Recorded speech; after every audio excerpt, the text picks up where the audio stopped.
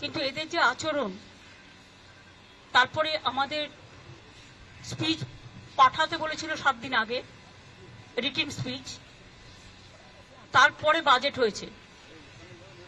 বাজেটেও যেভাবে বাংলা সহ opposition স্টেটগুলোকে total বঞ্চনা করা হয়েছে, বিমাতৃসুলভ আচরণ করা হয়েছে, তার জন্য আমরা এই ডিসক্রিমিনেশনটা, এই পলিটিক্যাল বায়াসনেসটা মেনে নিতে পারছি না।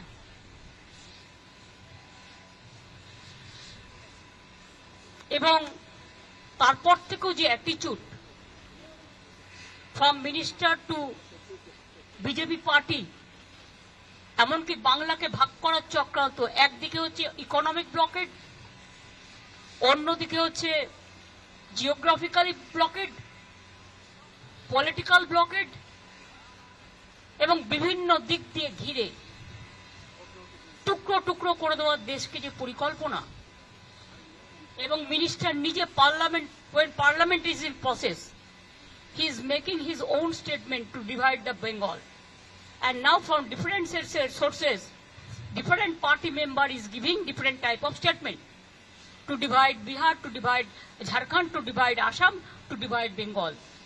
We strongly condemn this attitude. Divide Bengal, to divide Bengal means divide our country India. We don't support this. সেই জন্য আমি মনে করি এই সিচুয়েশনে টু রেকর্ড our voice, আমি জাস্ট যাচ্ছি, কিছুক্ষণ থাকবো, ভয়েস রেকর্ড করতে দিলে রেকর্ড করব, না হলে প্রতিবাদ করব, করে বেরিয়ে আসব। সুতরাং চেষ্টা করব আমার স্টেটের হয়ে কথা বলা, এবং আমি যতদূর জানি হেমন্ত যাচ্ছে, ওর স্টেটের হয়ে কথা বলবে। সুতরাং আমরা on behalf of us will speak for everybody. Thank you, দেখা হবে।